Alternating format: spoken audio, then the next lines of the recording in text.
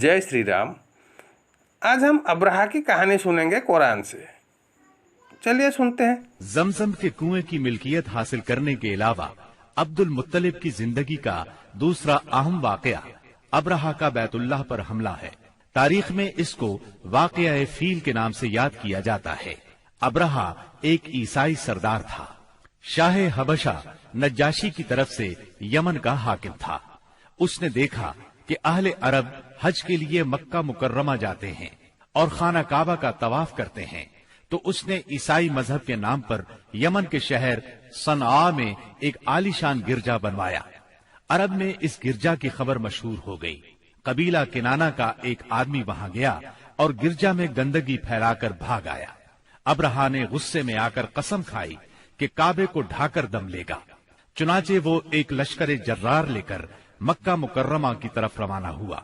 रास्ते में अरब के जिस कबीले ने भी मुजाहमत की, अब्राहा ने उसे तहे तेख कर डाला, यहाँ तक कि वो मक्का मुअज्जमा के करीब पहुंच गया। वहां के लोगों को अपने इरादे से खबरदार करने के लिए उसने अहले मक्का के जानवर पकड़ लिए। इन जानवरों में अब्दुल मुत्तलिब के 200 ऊंट भी थे। अब्दुल मुत्तलिब को अब्राहा की चढ़ाई की खबर मिली तो वो खाना काबा की दीवारों से लिपट गए और रो पड़े। अल्लाह से अपने घर की हिफाजत की दुआ की। कुरैश के चंद सरदारों को लेकर अब्राहा से मिलने के लिए गए और उससे अपने ऊंटों की वापसी का मुतालबा किया। अब्राहा उनकी बात सुनकर हैरान हुआ और बोला, तुमने अपने ऊंटों की वापसी की तो बात की, काबे के मुतालिक एक लफ्ज भी नहीं कहा। मैं तो यहाँ काबे को ढाने के लिए आया हूँ। अब्दुल मुत्तलिब ने जवाब दिया, ऊंट मेरी मिल्कियत हैं, इसलिए उनकी रिहाई के लिए चला आया। काबे का मालिक अल्लाह है जो अपने घर को बचाने की पूरी ताकत रखता है। अब्राहा ने इन ऊंटों की वापसी का हुक्म दे दिया। ये अपने ऊंट लेकर मक्का मुअज्जमा वापस आ गए। 60-70 हजार का लश्कर था और उसमें 9 या 13 हाथी थे। इस लश्कर ने आखिर मक्के पर चढ़ाई की। लश्कर मक्के के नजदीक पहुंचा तो महमूद नामी हाथी ने मक्के में दाखिल होने से इनकार कर दिया और वहीं बैठ गया। ऐसे में अचानक बाहर कुलजुम की तरफ से परिंदों का टिड्डी दल नजर आया। उनके पंजों और चूंचों में कंकरियां थीं। जिन सिपाहियों पर वो कंकरियां पड़ती, उनके आज़ा कटना शुरू हो जाते। इन कंकरियों के गिरने से अब्राहा की फौज और हाथियों का जो हश्र हुआ, वो बिलाशुबा तारीख आलम का एक निहायत हैरतनाक बाब है। खुद अब्राहा मुश्किल से गिरता पड़ता सनआ तक पहुंचा और निहायत दर्दनाक अजाब में गिरफ्तार होकर यमन में मरा। अरबों के यहाँ उस साल को आमुल फील कहते हैं। एक मुद्दत तक यही तकवीमी साल शुमार होता रहा। कुरान करीम में ये वाकया सूरह फील में बयान हुआ। क्या तुमने नहीं देखा तुम्हारे परवरदिगार ने हाथी वालों के साथ क्या सलूक किया? क्या उसने उनकी तदबीर को अकारत नहीं कर दिया और उन पर परिंदों के झुंड भेज दिए जो उन पर पकी हुई मिट्टी के पत्थर फेंक रहे थे। फिर उनका ये हाल कर दिया जैसे जानवरों का खाया हुआ भूसा। हमने आज अब्राहा की कहानी सुनी, तो इसके बारे में थोड़े बहुत इन्फॉर्मेशन हमें मिले। जो भी इन्फॉर्मेशन मिले हम उसको मैं आपको शेयर कर देता हूँ और मेरा डाउट जो भी है मैं आपके सामने रखता हूँ। ठीक है।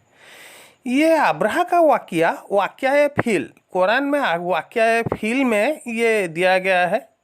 एक्चुअली अब्राहा का स्टोरी थोड़ा मैं आपको सुना देता हूँ। वो हुआ क्या, ये अब्राहा यमन में एक सरदार था। ये सरदार बनने से पहले सरदार था। सरदार बनने के बाद वो गवर्नर के पास जाके नौकरी करता था। ठीक है। यमन में वहाँ पे जो राजा था, किंग था, वो है शाह हबाशा नज्जाशी। ठीक है। तो ये ये अब्राहा ये क्रिश्चियन था। ये ये वो गवर्नर को ये उसको टपका दिया, मतलब मार दिया। मार के ये शाह अब्बासी को कैसे कन्विंस करके वो वहाँ का गवर्नर बन गया। कहाँ का? सना का। ठीक है। तो वो वहाँ पे एक बहुत बड़ा चर्च बनाया। ठीक है। बहुत बड़ा अरब में पूरा ये बात फैल गई कि हाँ ये अब्राहा ने एक बहुत बड़ा चर्च बनाया है। तो यहाँ पे क्या होता है, एक कबीला था किनाना, वहाँ से कुछ लोग गए, वो चर्च में गंदगी फैला दी। ठीक है, अब्राहा कसम खा लिया कि काबा को उठा देगा। यहाँ पे यहीं पे झोल मुझे नजर आ रहा है भाई। किनाना की किसी आदमी ने चर्च में गंदगी की ना, तो उसी आदमी को पकड़ना चाहिए ना। काबा से तो कोई नहीं गया।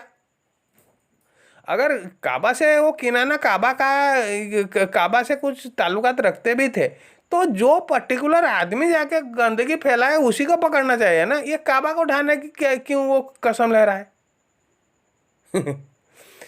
ये काबा को ढाने की क्यों कसम ले रहा है? ये काबा तो 10 सरदारों का, ये मतलब 10 सरदार चलाते थे। 10 सरदार में मान भी लेते हैं किनाना एक मतलब कबीला था। ठीक है, वो कबीले में से एक आदमी, इसका मतलब अगर 100 आदमी रहेंगे तो एक आदमी गया जाके वहां पे गंदगी फैलाए, वो ये जिसने गंदगी फैला उसको पनिशमेंट देना चाहिए। ये बाकी 100 लोग, इन लोगों का कसूर क्या है? इन लोगों को क्यों पनिशमेंट दिया जाएगा? और सबसे बड़ी बात, काबा की कसूर क्या है? मतलब how Kaaba is concern with that? Kaaba वाले ये वो क्या जो बूथ थे, उन्होंने उनको बोला तू जाके ये वहाँ पे ये कर, ये गंदगी फैला? ये तो ऐसा तो नहीं बोला। तो ये काबा ढाने की क्यों कसम खा लिया? ये यहाँ पे मुझे एक डाउट आ रहा है। ठीक है, उसने क्या किया, ये अब्राहा एक लश्कर बनाया। ठीक है, वो लश्कर में 13 हाथी थे और 70,000 फौज थे। वो लेके मक्का की तरफ चढ़ाई करने चला आया। बीच बीच में जो भी मतलब ये कबीला उसको ये कर रहा था, मतलब उसको उसके सामने आ रहा था, रोड़े डाल रहा था, उन सबको ख़त्म कर करके वो अब मक्का में आके पहुंच गया।